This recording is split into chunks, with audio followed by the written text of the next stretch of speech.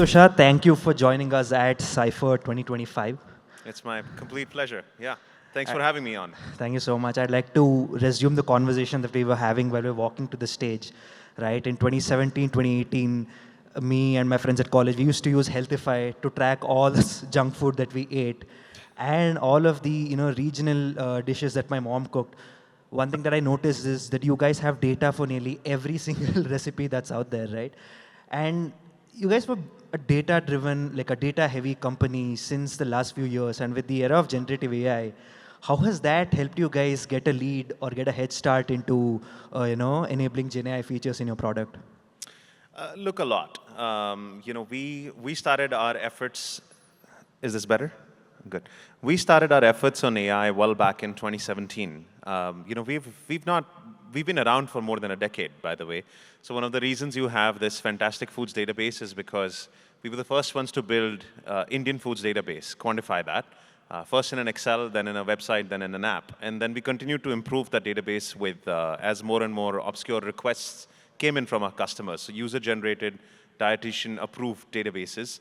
Eventually, of course, AI systems would automatically create those recipes and create those food databases by doing web searches that our dietitians would then approve and review. So, it's a continuous process that kept getting better.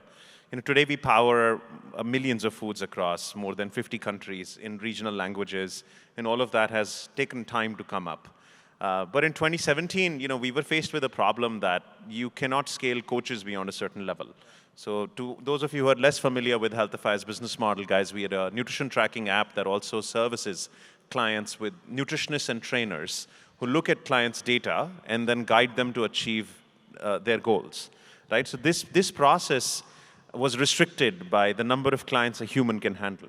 So back in 2016-17 timeframe, we started to build systems that would automate a lot of dietitians' work, such as be able to respond to clients' messages or be able to build meal plans. We're talking about like LSTM stuff. We're talking about early LLP products, with feedback loops on what messages drove better retention, better engagement, better outcomes. So those are the kind of messages we would pre-populate for our dietitians to edit. So we've been playing with data, been playing with nutritionists, editing clients' messages, and a nutritionist to client messaging system for more than 8 years now. We have the world's largest database of nutritionist to client message exchange, more than 1 billion messages that have been transacted in this time frame. And we know what drives better outcomes and retention. So this is stuff that we've been playing for a while. We launched a direct-to-consumer AI called RIA back in 2019, which was like a ChatGPT 3 equivalent, but for only health and fitness. And with generative AI, all of these efforts have basically accelerated. RIA is getting launched later this month as a fully multimodal, voice conversational, image recognizant AI solution. So you can now talk to RIA, you can show RIA stuff just in normal language. In fact, if we get time towards the end of it, I'd love to do a demo for the crew over here. But you can talk to RIA in any language, in any format, for example. A lot of that has been powered by generative AI. So at legacy AI systems, we basically built generative AI tools on top of it that allow for better user experiences and multimodality. Right. I'm sure all of us would love to see RIA and Healthify in action soon. Sure. So, that's a wonderful list of all the features in Healthify Me's product stack. So, for further context, how have you seen users benefit from using the AI features today in Healthify Me? If you can, on top of your mind, some of the customer testimonials that you guys have. Look, consumer AI is still new, right? So world is still understanding how it can be used. But with Healthify, one of the most popular uses has been is our snap feature. So you can just take a photo of your food and Healthify app now tracks it for you.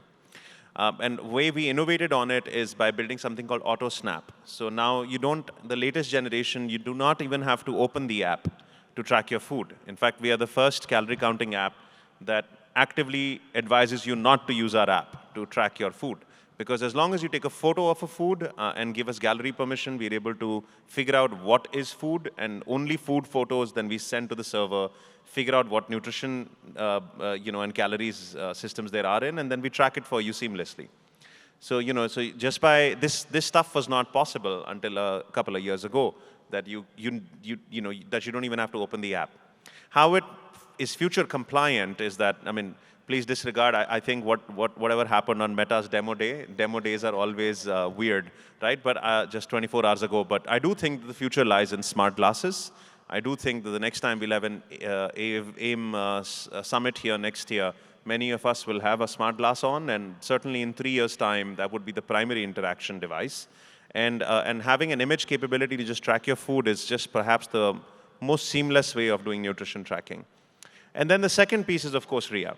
So we're starting to see much greater engagement with whoever is the beta customer that we've gotten on with voice format.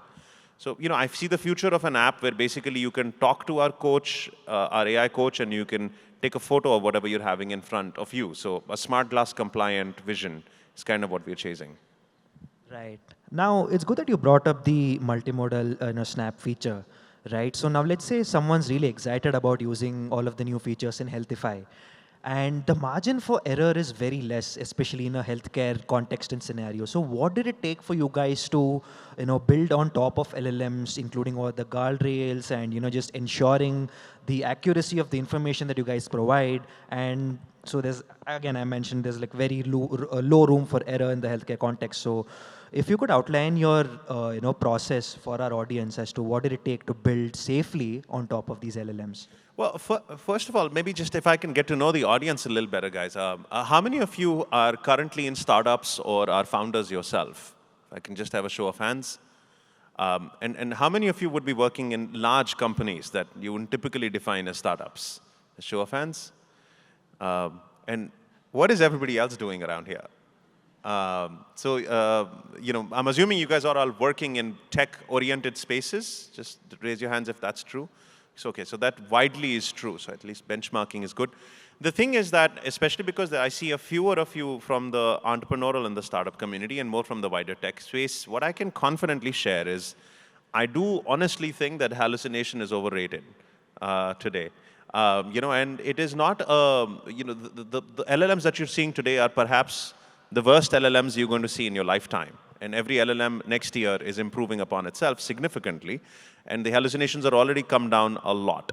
So if you want to experiment, let that not be a constraint in your mind. I would go build the user experiences, get real field data, and see whether you're seeing a problem or not. It's good to walk into this without a bias. In our case, for example, yes, it's important to give accurate information, but where we benefit from is that this is not core healthcare, right? This is the periphery of healthcare where we are advising on nutrition, fitness, and non-regulated systems, right? You don't need a prescription to eat healthy. You just need a good nudge, right? So we can allow ourselves some room for error. Still, I think the way we reduce it is by grounding our LLMs really well, right? So we've got real-world data from our coaches to client messages, which I mentioned earlier. You have foods tracked from customers, that is real-world data. And as long as you ground it, fine-tune it, as long as you're able to run eval systems on it, you'd be surprised by how accurate models get very quickly. I'm assuming you guys have all played with RFT, or you guys are also doing some good distillation work from real data, et cetera. And all of those things, whether it is fine-tuning or distillation, improve models grounding significantly and reduce down these errors a lot. So we aren't very concerned. Having said that, for our medical condition clients, where things get more serious, we have our nutritionists who are powered by AI. So there is always a human in the loop, who can always step in, guide, ensure, comply, and drive safety. So I'm not saying we take it in a cavalier fashion. We take it intentionally, but we get more latitude because we deal with nutrition and fitness. Perhaps if I was dealing with doctors and medical prescriptions, I'd have to have a higher tier of safety with having stronger human-in-the-loop system. Yeah. Right. Thanks for clarifying that, actually. So, a lot of people love doing this on ChatGPT. They just go out and say, act like a nutritionist, act like a health fitness expert, and give me a detailed plan. And as these LLMs and user-centric models get better and better, how do you see the moat or the advantage for startups like Healthify Me going forward, and offering more and more use cases and differentiating factors than these base LLMs that people are using to get their work done? Look, I think the biggest difference is LLMs are getting really good, and I think they'll get better and better. The biggest difference, firstly, is how much data does the LLM have in the narrow field that your application is trying to solve, right? Like, I'd love to maybe, do you mind if I do a live demo and try stuff Yeah, out? absolutely. We have time. Lots of it. So if if I literally open ChatGPT and I ask it in a real-time voice use case, it's taking a bit of time to load, guys, and I hope Mark Zuckerberg thing doesn't happen to me again. But this is just ChatGPT loading itself. This is not Healthify. Okay, guys, internet might be slow. ChatGPT isn't loading, so we'll figure. If it comes alive, I'd love to show you. What I was wanting to ask ChatGPT was, if I ask it about my own day, and if I ask it about how I'm doing or what advice it has for me, it'll only obviously interact on the context window it has about my lifestyle, right? Does it know about all my past nutrition logs? Does it know about my calendar? Does it know about what my medical condition is, how I've been doing, etc.? No, it does not. Does it have all the emotional context on me and the fact that I have a 1-year-old baby and I'm sleep deprived? It probably doesn't. But if you use the Healthify app, if you open up RIA and you ask it how I'm doing and sort of what I can do better, you'd be quite blown away with the response, because it is able to sift through all of these data parameters. It's aware about your sleep, your nutrition, your past logs. It's aware about customers like you. So these narrow field data context windows is one of the differentiating aspects. The other piece is how we have tuned that information, or rather, how have you tuned the prompts, right? So a ChatGPT would give you a generic response on the information that it has, whereas in our case, it would be driven towards your goal, your systems. It'll be optimized for the kind of message and conversation that we know will motivate you to get to your goals, right? We've grounded that in reality of actual message evidence and food evidence we've seen in the past. So I think applications like Healthify and people that'll be building in the world of AI becoming more and more powerful will be owning the data, which will allow for tremendous personalization. You may not feel comfortable giving all of your life data to a generic LLM, but you might feel comfortable giving specific aspects of your data to specialized apps that might be designed, for example, to do things for you. Like act as your nutritionist, or act as your act as your sleep therapist, or act as your educator. And the second piece is the fact that these are grounded results, right? So you trust that application to do a great job for that piece for you. And the last is agentic work, right? A ChatGPT can't deliver food on Swiggy for you. Healthify can, because we have done that adapters with the relevant partners to try and make your experience incredibly simple and amazing, right? We are focused on that user experience, and we go inch wide, mile deep there. Whereas LLMs are mile wide, mile deep. Will a future LLM be able to get mile deep and mile wide? It is possible. But I think the user experience optimization, quality control, impact and outcomes are something that we'll own better. Like I can tell you that I'm able to deliver a dollar to pound lost ratio, or a rupee to kg lost ratio, which is 1/5 of all of my competitors in the world, right? Because I'm able to optimize weight loss by amount of cost that it costs a customer. I don't think a generic LLM can ever make that claim. So that's why we end up being superior in that specific field. And we'll obviously use all these AIs and LLM systems. Things that would be more at a disadvantage for are things that don't need your personal context, and that do not need too much of grounding in reality. For example, general search. I think general search is at an absolute critical failure. It needs only limited amount of lots of data context about you at that time, right? And so that piece, I'm sure, is getting a lot of flack, and you're seeing that. Health and healthcare specifically will continue to have a lot of domain niche that it'll continue to be important for. But the world is exciting and changing all the time, so we'll have to see what happens next. Right, wonderful. And is that your advice for founders and entrepreneurs today who are constantly worried that, okay, OpenAI might eat my use case? There's this running joke after every Google I/O, 25 startups are killed. So just focus on one niche, go as deep as you can, bundle in a lot of personalized context. Is that your advice to all the founders who are sort of concerned at this stage? I mean, if it makes a founder and an operator today a little edgy, if it gets you to be a little uncomfortable, absolutely. And I think that's only fuel for more ambition and passion and aggression. So, should we feel a little more worried that there's a very powerful technology? Yeah, absolutely. That doesn't mean that we ship faster, work harder, get things out in customers' hand and build business models that are credible? Yes, absolutely, right? And time to market is obviously much lower. So from idea to execution should now come down to a matter of days and weeks, certainly not months, especially with AI powering you. But does it mean that there is never a business model that can be built? Absolutely not. I mean, things will get disrupted, but as a good innovator, entrepreneur, as long as you're close to the customer, there's a lot of viability of business models that will continue to stay relevant. You know, at the end of the day, can you command a customer to pay you a price for a value and a problem that you solve? It comes down to that. It reminds me, you know, like I see Shankar here at Aadhaar days. You know, when we were building Aadhaar in the very early days, you know, similar conferences used to be on IT. You know, what will IT do in healthcare, and what will mobile do in healthcare? Will then apps be built, and they'll make like doctors redundant, or will make suddenly all these other processes redundant?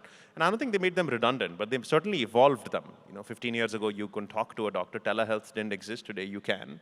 Right? But it's evolved things for sure, and I think AI is evolving things as we speak on everything, right? And it's going to be a slow revolution, but there's definitely product market fit opportunities that founders can chase and should chase in the consumer space and continue to build that differentiation. You know, so I personally am not very afraid of what it can do. I actually get much more excited. I'll give you a small example, right? It took us about $2.5 million, and it took us about a year and a half of head breaking to launch in just Malaysia. Okay? As a founder, that was painful. And by the time Malaysia launched, damn, COVID happened. And then it was, you know, just like a Southeast Asia was such a difficult proposition for us. Right now, I'm talking to a very large Europe-based healthcare company and a US-based healthcare company through which we are looking at launching in 12 markets simultaneously, right? And my ability to do that is 6 weeks. And cost to be able to render that is in hundreds of thousands of dollars, right? Because I can build databases across the world. I can build language translations and cultural relevance across the world. You know, I can design things that are so much more fluid in nature. Now, that is a massive opportunity that I'm taking in because of AI. It far outweighs, you know, in that country, will ChatGPT be used by somebody to build a diet plan? Sure. But will a pharma company, will an insurer, will a healthcare system trust that to be able to reimburse it? I'm not so sure. Will they be able to deliver outcomes and efficacies through which that can be proven in that country? Again, not so certain. Where will the adapters work with the local dietitian, say in Australia, where the dietitian has to look at this customer's data and give feedback? Where is that adapter in LLM? It doesn't exist. We are the ones designing and building that, right? How will the foods get delivered to that customer eventually? What if that person is on a GLP-1 medicine? How does that happen? So there are multiple workflows that are very localized, important to our domain. We are building for 12 markets, and we can do that in a matter of weeks with AI. That is far outweighing any risk that I see. So I'm sure such things will happen for other founders as well. But I wanted to take people through this live example I'm seeing in front of me. Right, that's wonderful. So let's talk about impact, right? Nutrition deficit, protein deficit, sedentary lifestyle, or you know, the lack of a good fitness regime are, you know, constant and growing, you know, problems across the world. And how do you see Healthify me in the long run bring these numbers down? And over the years, you know, you wake up and you see, you know what, I've made a difference. I've gotten a lot of people healthy in the world. Look, that's what's powered us, right? In 2014, I remember, unfortunately, there was a 3-month period, a spell when we ran out of money, I'll be honest. And we had to survive and just continue to persevere. And you know what persevered us was the fact that we had tens of thousands of users who absolutely loved us, who had lost a lot of weight on us, who were thanking us for what we did. And you know, we were the highest rated app in India at that time. We are still the highest rated health app, though I think there are other Indian apps that have overtaken us in the overall rating, which I'm happy to see. But that kept us going. It kept us motivated. Today, we've crossed our 40 millionth users. You know, we've had tangible, trackable, few million users who have transformed their lives and changed their, you know, whether it's weight or reverse their diabetes or whether it's reverse their cholesterol. That continues to be a heartwarming thing every time we walk into the office. There are tens of thousands of stories that have been published across the world of these customers who have driven change with Healthify. You know, there's a Stanford paper that came out on our AI and AI plus coaching outcomes, and they tracked I think and OpenAI further then wrote a blog post on us as well that risk adjusted, we've probably saved more than 1 million lives since the pandemic alone, right? So there's a bunch of quantitative review that they have done to come up with what this implies like. So we've delivered a hell of an impact already. 1 million lives saved is no joke. At the end of the day, that's the amount of thank you guys that keeps us going every day. But I think the world is still, we feel like, is open for lots of possibilities. With AI, we can launch in 12 markets. What stops 1 billion people from being on Healthify and Healthify-powered systems in the next 3 to 4 years? There's also another massive blockbuster medicine in town, GLP drugs, semaglutide, tirzepatide, and others that are in the pipeline. For the first time, obesity is going down, thank God. With AI and with medicine today, I do think it's possible that, guys, by 2030, we as species might eradicate obesity forever. It's actually possible, right? We're seeing that happen in North America. Trends are reversing on weight. We're seeing that happen in other markets, and it'll be a total privilege if by end of the decade, we've eradicated obesity, we've healthified 1 billion, and I can go back to what I love doing even more, which is singing on a stage. I'm a singer-songwriter, so that's kind of like the arc that I'm chasing. And it's exciting to be able to very clearly see that. A health coach in every human being's pocket, medicines when you need it, AI support that runs across the system, and nobody's obese anymore. It's the first time in human history we have more people overweight than underweight. First time in Homo sapiens history, right? And I think that trend is dangerous, but that is something that we think we can flip and change in 5 years. That's a hell of an opportunity. Right, that's wonderful. So let's hope Healthify helps me not to pull in my stomach every time during a conversation. Here's to a healthier and a fitter India and the world. Ladies and gentlemen, Tushar Vashisht from Healthify. A round of applause from all of you.